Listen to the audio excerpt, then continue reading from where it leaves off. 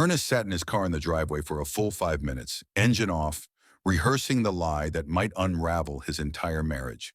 His hands gripped the steering wheel until his knuckles lightened, and he forced himself to take 3 deep breaths before stepping out into the mild October afternoon. The front door opened with its familiar creak, something he kept meaning to oil but never got around to fixing. Diana was in the kitchen, her back to him as she chopped vegetables for dinner. The sound of a Jill Scott playlist drifted from the Bluetooth speaker on the counter. "Hey, baby," she called without turning around, her voice carrying its usual warmth. "You're home early. Everything okay?" Ernest set his briefcase down with more force than necessary, letting it thud against the hardwood floor. The chopping stopped. Diana turned, wiping her hands on a dish towel, her hazel eyes immediately scanning his face with concern. "Ernest? What's wrong?" He met her gaze and delivered the rehearsed line with as much defeated exhaustion as he could muster. "I got fired today." The words hung in the air between them like smoke. Diana's expression shifted through several emotions in rapid succession: shock, disbelief, concern. She crossed the kitchen in 3 quick steps, reaching for his hands. "What? Baby, what happened? There must be some mistake." "No mistake," Ernest interrupted, pulling his hands away and moving toward the living room. He lowered himself onto the couch, head in his hands, playing the part of a devastated man. "Budget cuts. They're restructuring the entire division. I'm out, effective immediately." Diana stood frozen for a moment, her mouth slightly open. Then she moved to sit beside him, placing a tentative hand on his shoulder. "Ernest, I'm so sorry. This is insane. You've been with them for 7 years. Did they give you severance? What about your projects?" Ernest kept his face buried in his hands, listening carefully to every inflection in her voice. So far, she sounded genuinely concerned, genuinely shocked. Relief and guilt warred in his chest. "I don't want to talk about the details right now," he mumbled. "I just need a minute to process." Of course, of course." Diana's hand rubbed circles on his back. "We'll figure this out. We have savings. You're brilliant. You'll find something even better. Don't worry about anything right now." Ernest nodded, still not looking up. Diana's phone buzzed on the kitchen counter. Once, twice, 3 times in rapid succession. "I should—" Diana's voice trailed off as she stood. "Let me just grab my phone. I'll cancel my afternoon calls. We should talk about this." Ernest finally looked up, watching as she retrieved her phone. Her expression changed subtly as she glanced at the screen. A flicker of something he couldn't quite identify. Surprise? Recognition? Anxiety? "Actually, baby," Diana said, her voice taking on a slightly different quality, "I need to take this really quick. It's the Carter account. They've been trying to reach me all day about their campaign launch. Just give me 5 minutes, okay?" Before Ernest could respond, Diana was already walking toward her office, phone pressed to her ear. "Hello? Yes, I can talk now." The French doors to her office closed with a soft click. Ernest sat perfectly still, his stage grief temporarily forgotten. The Carter account? Diana had finished that project 3 weeks ago. He distinctly remembered her celebrating the successful campaign launch over champagne and takeout Thai food. Moving carefully, Ernest stood and walked toward the hallway bathroom, making sure his footsteps were audible. He opened and closed the bathroom door without entering, then crept silently back toward Diana's office. The French doors weren't fully latched, leaving a gap of perhaps 2 inches. Diana's voice drifted through, hushed but urgent. "Told you not to call me on this line during the day. It's complicated right now." Ernest pressed himself against the wall, barely breathing. "No, he just got home. He doesn't suspect anything about—" "Look, that's not the issue right now." A pause. "Actually, something happened. He said he got fired today from TechBridge." Another pause. Ernest's heart hammered so loudly he feared Diana might hear it through the door. "I don't know all the details yet, but—" Diana's voice dropped even lower. "This could actually work in our favor. If he's not at TechBridge anymore, there's no conflict of interest. The investor can move forward without worrying about insider trading implications." Ernest's blood ran cold. Investor? TechBridge? His mind raced, trying to piece together what he was hearing. "Yes, I understand the timeline is tight," Diana continued. "But think about it. If Ernest is out of the picture professionally, your investment group can approach TechBridge about the acquisition, without any ethical complications.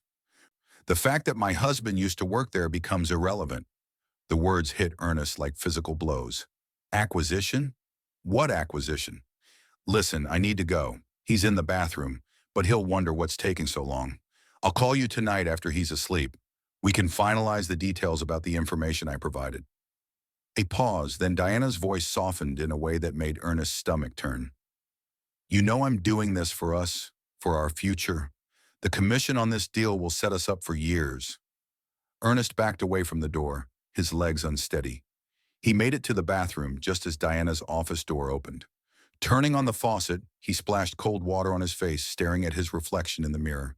The man looking back at him appeared hollow, stunned. Who was his wife? Ernest sat on the edge of the bathtub for several minutes, trying to control his breathing and organize his thoughts. The pieces were falling into place with horrible clarity. Diana had insider information about TechBridge, information she could only have obtained from him. Casual dinner conversations where he'd mentioned upcoming projects, strategic plans, potential partnerships. He'd never thought twice about discussing work with his wife. Why would he? They shared everything. Or so he'd believed. She'd been passing that information to someone, an investor apparently, who was planning to acquire TechBridge. That explained why she'd been so interested lately in his company's quarterly projections, asking questions that seemed innocuous at the time, but now revealed themselves as reconnaissance. The revelation that cut deepest wasn't just the betrayal of trust, it was the calculation in her voice when she'd said his firing could work in their favor. She hadn't been concerned about their family's financial stability or his emotional well-being. She'd immediately assessed how his unemployment could benefit her secret business arrangement.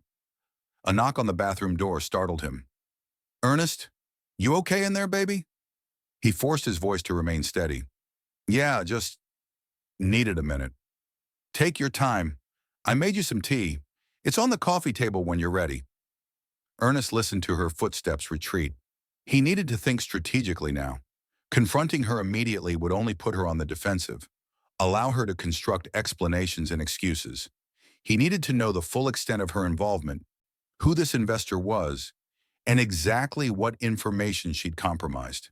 But that meant continuing the charade, living with the knowledge of her betrayal while pretending everything was normal. Could he do that? He thought of their 12 years together, the promises they'd made, the life they'd built. Had any of it been real? Ernest stood, straightened his shoulders, and opened the bathroom door. The following days transformed Ernest into someone he barely recognized. He maintained his performance as the dejected, unemployed husband while secretly documenting every suspicious behavior, every hushed phone call, every hastily closed laptop screen. He told his actual employer he was taking emergency family leave, citing a personal crisis, which wasn't entirely untrue. His boss, concerned but understanding, granted him 2 weeks. During the day while Diana worked in her office, Ernest played the part of a man lost in unemployment limbo. He made a show of updating his resume, scrolling through job listings, having scripted phone calls with imaginary recruiters, but his real attention was focused on Diana's patterns. She made calls from her car now, claiming she needed to run errands. She changed her phone password, something she'd never done in their entire marriage. Her laptop, previously left open on the kitchen counter, now went everywhere with her, even to the bathroom. Ernest waited until Diana left for a supposed coffee meeting with a client. The moment her car pulled out of the driveway, he moved quickly. Their shared cloud account, something they'd set up years ago for storing family photos, still had her phone backed up automatically. She'd apparently forgotten about it in the chaos of maintaining her secret.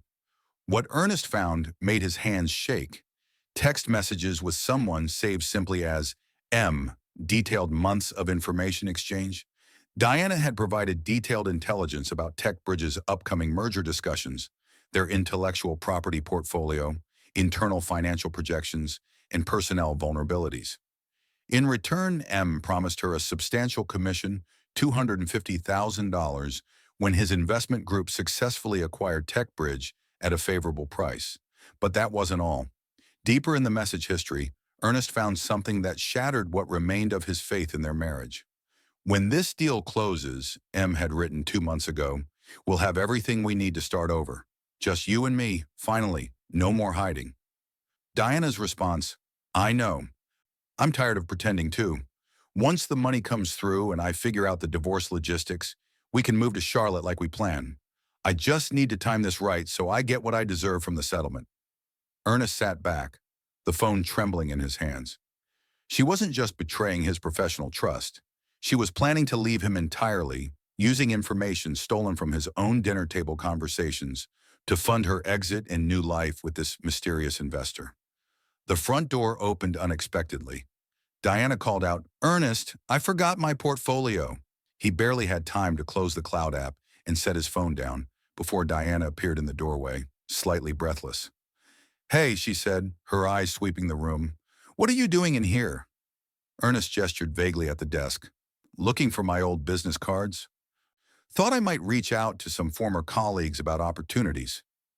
Diana's expression softened with what looked like genuine sympathy, or an excellent imitation of it. That's good, baby. You can't give up. She grabbed a leather portfolio from the filing cabinet. I'll be back in 2 hours. There's leftover lasagna in the fridge for lunch. She leaned down to kiss his forehead, and Ernest had to suppress the urge to recoil. Instead, he smiled weakly. Thanks. Good luck with your meeting. When the door closed behind her, Ernest realized his decision was made. He knew enough. It was time to end the charade. Ernest spent the afternoon preparing. He printed key text message exchanges.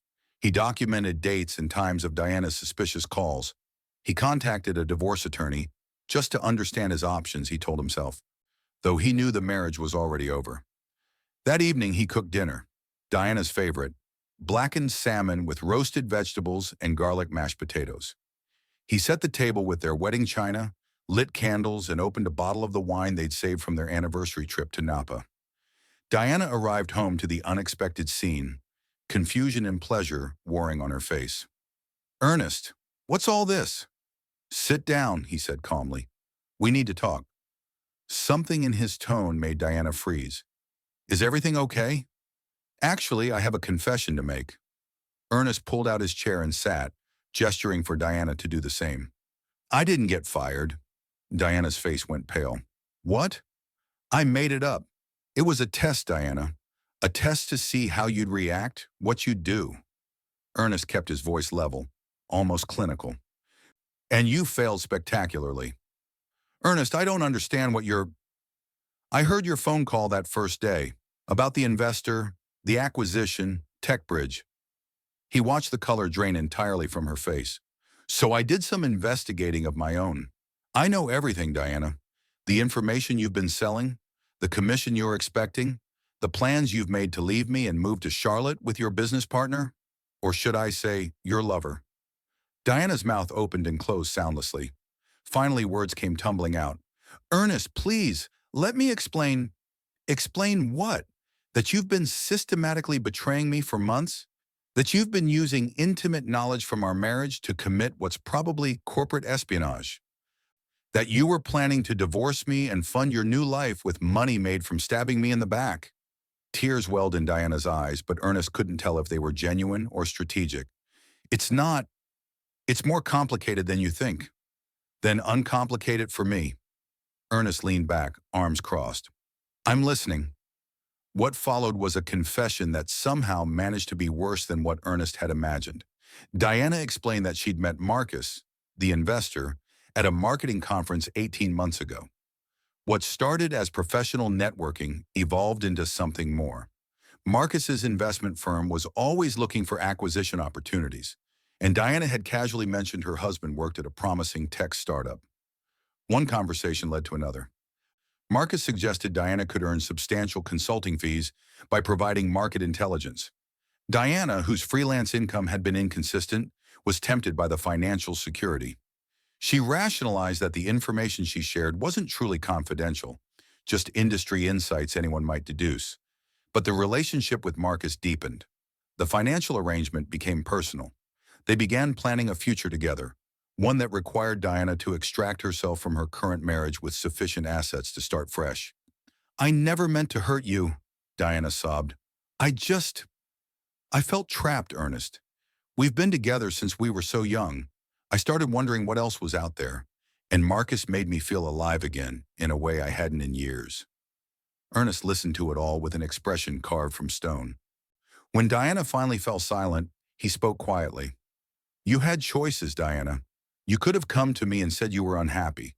You could have suggested marriage counseling. You could have asked for a divorce honestly. Instead, you chose deception, theft, and betrayal. What are you going to do? Diana whispered. I've already contacted TechBridge's legal department. They'll decide whether to press charges for the information you compromised. I've also contacted a divorce attorney. Ernest stood, pushing his chair back. I'm staying at a hotel tonight. I'll be back tomorrow with a friend to get my things. I suggest you contact a lawyer of your own. Ernest, please. 12 years, Diana. 12 years I trusted you completely, and you threw it away for money and a midlife crisis affair. Ernest walked toward the door, then turned back. The saddest part? If you'd just been honest, if you'd told me you were unhappy, we might have worked through it. But what you did, there's no coming back from that. He left Diana crying at the dinner table, the carefully prepared meal growing cold between the flickering candles. 3 months later, Ernest sat in his therapist's office, processing the wreckage of his marriage. The divorce was proceeding quickly, with Diana facing potential criminal charges that motivated her to settle without contest. Marcus's investment firm had backed away from the TechBridge acquisition after the scandal became known in industry circles. Diana's marketing career was effectively over. No company would hire a consultant known for corporate espionage. Do you regret the test? His therapist asked. The fake firing that started all this? Ernest considered the question carefully. I regret that it was necessary, but I don't regret learning the truth. If I hadn't tested her, I might have spent years more in a false marriage, never knowing I was just a resource to be exploited and eventually discarded. What did you learn from all this? That trust is fragile, Ernest said slowly, that people can change in ways you never see coming, that financial pressures and personal dissatisfaction can corrupt someone you thought you knew completely. He paused. But also that protecting yourself, verifying your reality, isn't paranoia. It's wisdom. The signs were there. I just didn't want to see them. Ernest had since thrown himself back into his work at TechBridge, where his honesty during the crisis had earned him a promotion rather than termination. He'd started dating again, cautiously, having learned to recognize red flags he'd previously dismissed. The experience had taught him that marriage requires more than love and commitment. It requires continuous, honest communication. It requires partners who choose each other actively, not just passively coast on vows made years earlier. It requires transparency, especially when problems emerge. For others watching his story, Ernest hoped they'd understand the lesson. Trust must be earned continuously in a relationship, not just assumed based on a wedding ring. Financial pressure, personal unhappiness, and outside temptation can corrupt even seemingly solid marriages.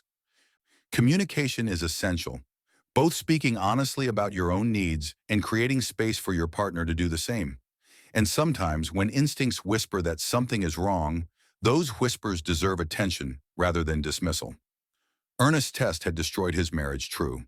But the marriage was already destroyed. The test had simply revealed the corpse.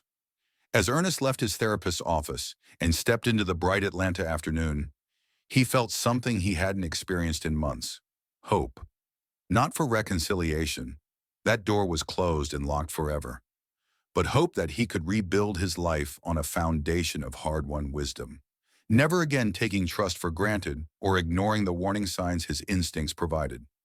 The test had cost him his marriage, but it had saved him from wasting even more years on a relationship that was already over in every way that mattered.